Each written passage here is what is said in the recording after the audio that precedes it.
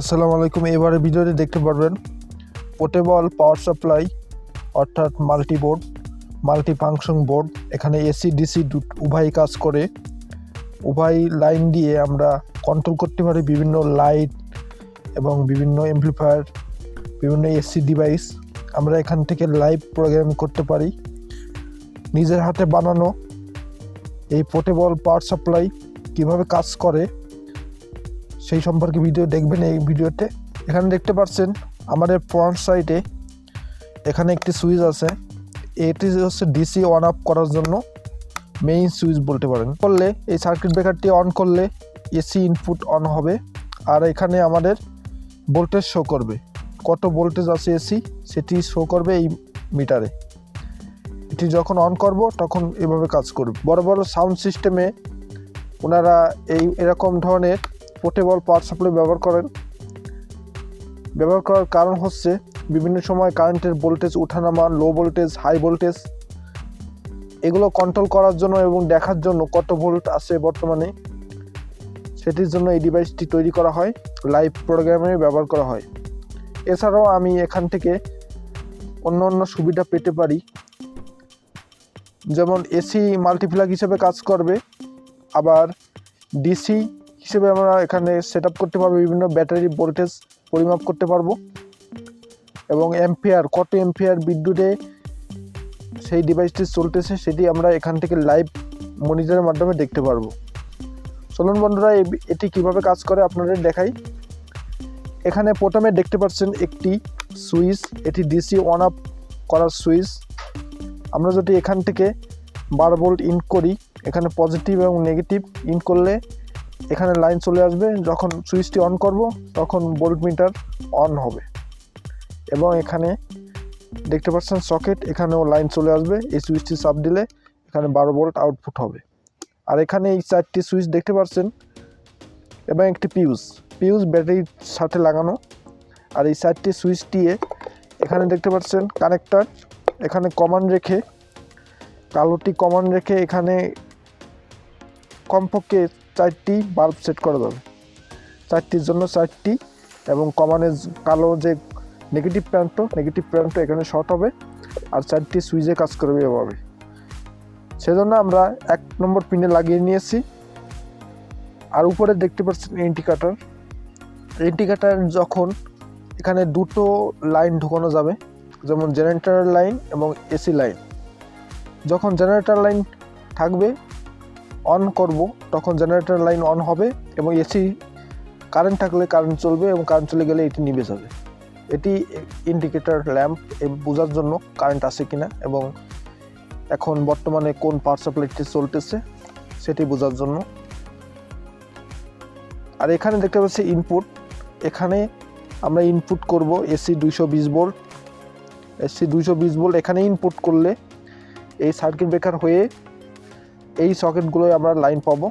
আর এটাই হার্টিং হিসেবে কাজ করবে। এই কানেক্টরটি, লাল যে কানেক্টরটি দেখতে পাচ্ছেন, এটি মাটির সাথে গ্রাউন্ড করা থাকবে। এই টার্মিনালের সাথে এই সাইড কম্বাইন বোর্ডের লাইন আছে। এই টোটাল এখান থেকে ইনপুট করলে এখানে লাইন যাবে, এখানে লাইন যাবে। আর উপরে যে সকেটটি দেখতে পাচ্ছেন এই লাইন আলাদা।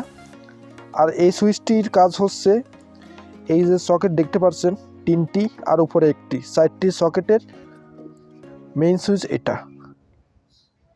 যদি এটি আমরা অফ করি তাহলে এই যে পাওয়ার সাপ্লাই এখানে যে ভোল্টেজ ইন হবে সেই ভোল্টেজ এখানে থাকবে না। যদি অন করি তাহলে আমরা একইভাবে এখানেও ভোল্টেজ পাবো, এসি 220 ভোল্ট, এখানেও ব্যাকআপ পাবো। অর্থাৎ যখন কারেন্টে চলবে তখন সবগুলো যদি পাওয়ার দেওয়া লাগে সবগুলো পাওয়ার দিয়ে চালাইতে পারবো। আবার আরেক জায়গায় কারেন্ট যদি থাকে, আবার জেনারেটর লাইন থাকে, ধরুন এখন কারেন্টের লাইন আছে, কারেন্টের লাইন থাকলে এটি অফ থাকবে, ভুলেও এটি অন করা যাবে না। জেনারেটর লাইন এখানে প্লাগিং করা থাকবে, এখানে ইনপুট এনি যেরকম ইনপুট ইন করছি এখানেও ইনপুট ইন করতে পারবো। জেনারেটরটা সরাসরি এখানে প্লাগ দিয়ে আমরা এখানে কানেকশন দিলে এই 3 পিনে কানেকশন চলে আসবে। এই সুইচটি অবশ্যই অফ থাকতে হবে। এভাবে কাজ করে এই ডিভাইসটি। অন থাকলে সবগুলোই কাজ করে। আসলে বুঝতে পারছেন আপনারা? এখন আমরা লাইন দিয়ে দেখাবো। এসি 220 ভোল্ট লাইন দিয়ে এখন দেখাবো না, পরবর্তীতে আরেকটি ভিডিও আসতেছে কিভাবে আমি তৈরি করলাম, এই ভিডিওটি দেখলে বুঝতে পারবেন। আর এখানে আরেকটি সকেট দেখতে পাচ্ছেন, ডিসি মাইক্রোফোন সকেট। অনেক সময় এখান থেকে 12 ভোল্ট ইনপুট করতে হয় অনেক ডিভাইসে, সেজন্য এই সুইচটি আছে। সুইচটি অন করলে এখান থেকে 12 ভোল্ট নিতে পারবো, এখান থেকেও 12 ভোল্ট নিতে পারবো। এভাবে কাজ করে মূলত এটি। আমরা এখন এটি লাইন দিয়ে দেখাবো আপনাদের। হাতে তৈরি করা একটি ইউপিএস নিয়েছি, ইউপিএসটি অন করতেছি। এই সকেটের পজিটিভে পজিটিভ এবং নেগেটিভে নেগেটিভ দিয়ে দিলাম। নেগেটিভ দিয়ে দিলে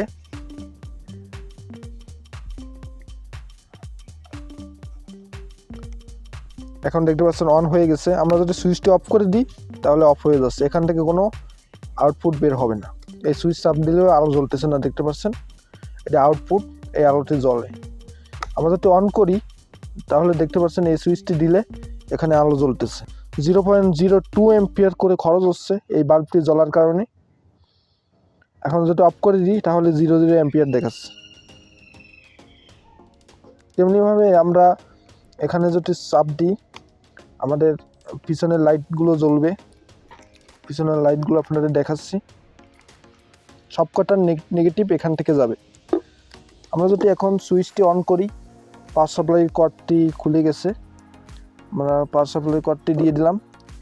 আমাদের মিটারে ভোল্টেজ শো করতেছে।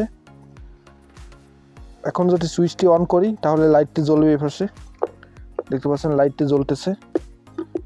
এই টার্মিনালটি আবার খুলে ফেললে লাইটটি নিভে গেছে। আমরা যদি দ্বিতীয় টার্মিনালে দিই,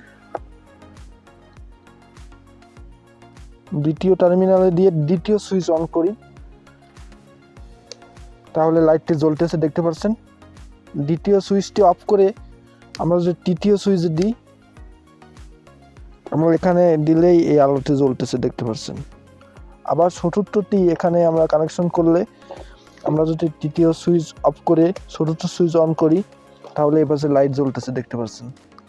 মূলত এভাবে কাজ করবে এবং অ্যাম্পিয়ার শো করবে। এই ভোল্ট মিটারে অ্যাম্পিয়ার শো করবে, কত ভোল্টেজ খরচ করতেছি আমরা সেটি এখানে শো করবে। কত ভোল্টেজ আছে ব্যাটারিতে, কত পার্সেন্ট চার্জ আছে সেটি অনুমান করার জন্য এটি ব্যবহার করতে পারেন আপনারা।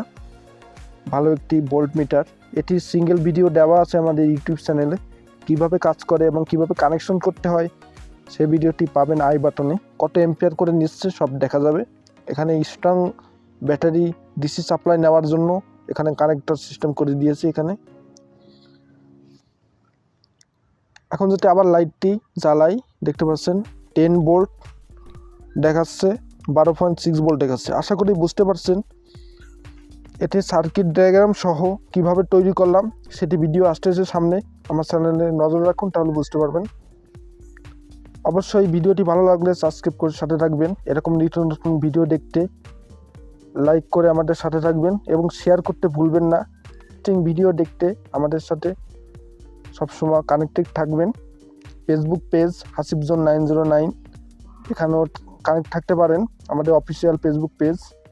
আর ইউটিউব চ্যানেল তো আছেই হাসিব জোন 909, এখানে আমরা এই ভিডিওগুলো আপলোড করব, সবসময় আপডেট পাবেন আপনারা।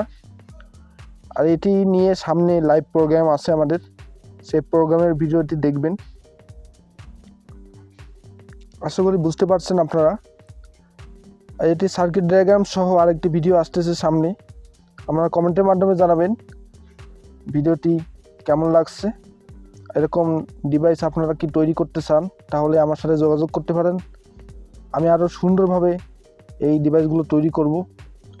যেহেতু আমার হাতের কাছে এগুলো ছিল, এগুলো দিয়ে আমি প্লাস্টিক বোর্ড পিভিসি পাইপ দিয়ে আমি ক্যাসিংটি তৈরি করেছি, আর সুন্দরভাবে তৈরি করতে পারবো।